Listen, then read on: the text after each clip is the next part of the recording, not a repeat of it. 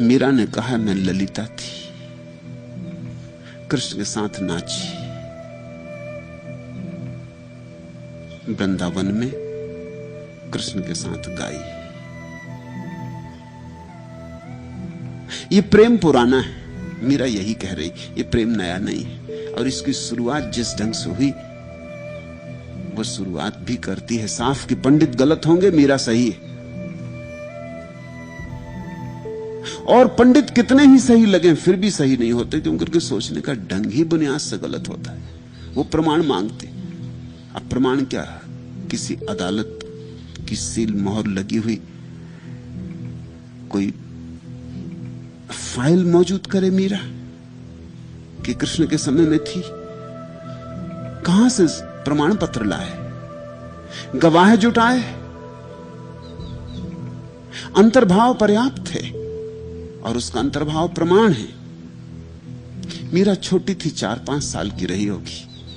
तब एक साधु मीरा के घर मेहमान हुआ और जब सुबह साधु ने उठ के अपनी मूर्ति, कृष्ण की मूर्ति छुपाया था अपनी गुदड़ी में, निकाल के जब उसकी पूजा की तो मीरा एकदम पागल हो गई। डेजावू हुआ, पूर्व भाव का स्मरण आ गया। वो मूर्ति कुछ ऐसी थी कि चित्र पर चित्र खुलने लगे। वो मूर्ति जो थी, शुरुआत हो गई फिर से कहानी की, निमित्त बन गई। उससे चोट पड़ गई, कृष्ण की मूर्त फिर याद आ गई। फिर वे सांवला चेहरा, वे बड़ी आंखें, वे मोर मुकुट में बंधे, वे बांसुरी बजाते कृष्ण। मीरा लौट गई हजारों साल पीछे अपनी स्मृति में, रोने लगी, साधु से मांगने लगी मूर्ति।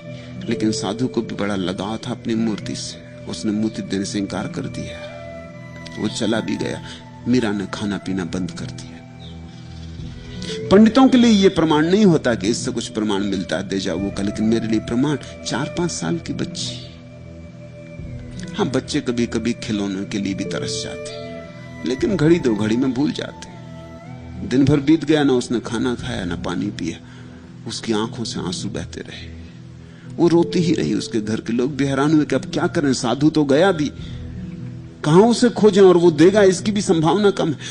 और वो कृष्ण की मूर्त जरूर ही बड़ी प्यारी थी, घर के लोगों को भी लगी थी। उन्होंने भी बहुत मूर्तियां देखी थी, मगर उस मूर्ति में कुछ था जीवंत, कुछ था जागता हुआ। उस मूर्ति की तरंग ही और थी। जरूर किसी ने गढ़ी होगी प्रेम से, व्यवसाय के लिए नहीं। किसी ने गढ़ी होगी भाव से, किसी ने अपना सारी प्रार्थना, अपनी सारी पूजा उसमें ढाल दी होगी। या किसी ने, जिसने कृष्ण को कभी देखा होगा, उसने गढ़ी होगी। मगर बात कुछ ऐसी थी, मूर्ति कुछ ऐसी थी कि मीरा भूल ही गई, इस जगत को भूल ही गई। वो तो उस मूर्ति को लेकर रहेगी, नहीं तो मर जाएगी। ये विरह की शुरुआत हुई 4-5 साल की उम्र में।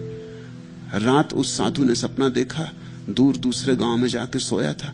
रात सपना आया, कृष्ण खड़े हैं। उन्होंने कहा कि मूर्ति जिसकी हो उसको लौटा दे, तूने रख ली बहुत दिन तक, ये अमानत थी, मगर ये तेरी नहीं। अब तू नाहक मत हो, तू वापस जा, मूर्ति उस लड़की को दे दे, जिसकी है उसको दे दे। उसकी थी, तेरी अमानत पूरी हो गई, तेरा काम पूरा हो गया। यहां तक तुझे पहुंचाना था, वहां तक पहुंचा दे, बात खत्म हो गई। मूर्ति उसकी है जिसके हृदय में मूर्ति के लिए प्रेम है। और किसकी मूर्ति? साधु तो घबरा गया। कृष्ण तो कभी उसे दिखाई भी ना पड़े थे। वर्षों से प्रार्थना पूजा कर रहा था, वर्षों से इसी मूर्ति को लिए चलता था, फूल चढ़ाता था, घंटी बजाता था। कृष्ण कभी दिखाई ना पड़े थे। वो तो बहुत घबरा गया। वो तो आधी रात भागा हुआ आया, आधी रात आके जगाया और कहा मुझे क्षमा करो, मुझसे भूल हो गई। इस छोटी सी लड़की के पैर पड़े, इसे मूर्ति दे के वापिस हो गया। ये जो 4-5 साल की उम्र में घटना घटी, इससे फिर से दृश्य खुले, फिर प्रेम उमगा, फिर यात्रा शुरू हुई।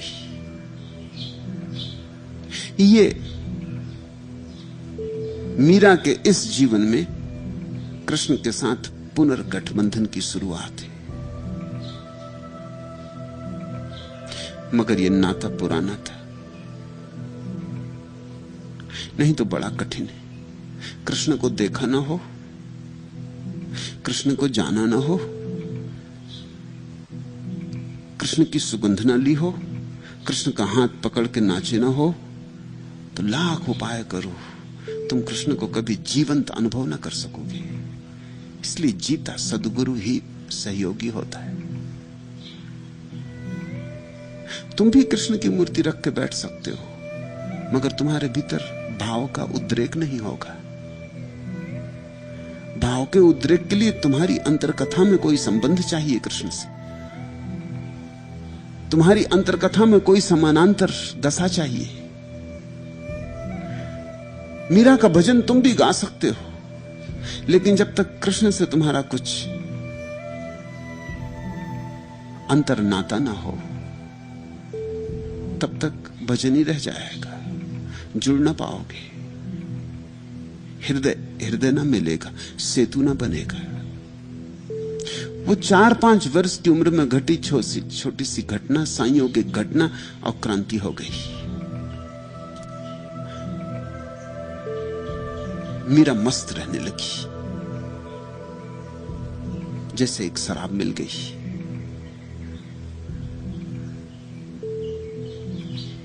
दो वर्ष बाद पड़ोस में किसी का विवाह हुआ, और ये 7-8 साल की लड़की ने पूछा अपनी मां को, सबका विवाह होता है, मेरा कब होगा, और मेरा वर कौन है?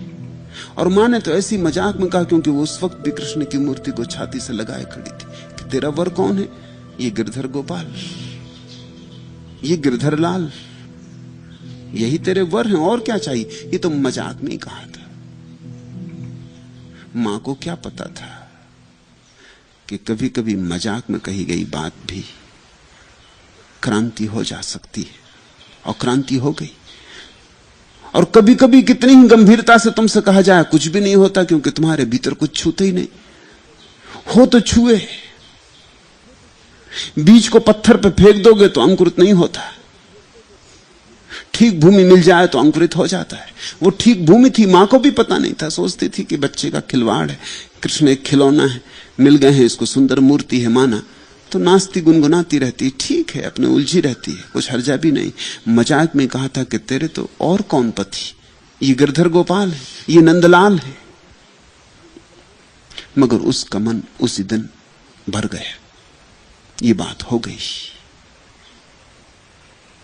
कभी कभी संयोग महारंभ बन जाते हैं महाप्रस्थान के पथ पर। उसने तो मान लिया, वो छोटा सा भोला भाला मन, उसने मान लिया कि यही उसके पति। फिर क्षण भर को भी ये बात डगमगाई नहीं, फिर क्षण भर को भी ये बात भूली नहीं। असल में बचपन में अगर कोई भाव बैठ जाए तो बड़ा दूरगामी होता है। ये बात बैठ गई। उस दिन से उसने अपना सारा प्रेम कृष्ण पर उंडेल दिया। जितना तुम प्रेम उंडेलोगे उतने ही कृष्ण जीवित होते चले गए। पहले अकेली बात करती थी, फिर कृष्ण भी बात करने लगे। पहले अकेली डोलती थी, फिर कृष्ण भी डोलने लगे। ये नाता भक्त का और मूर्ति का ना रहा, भक्त और भगवान का हो गया।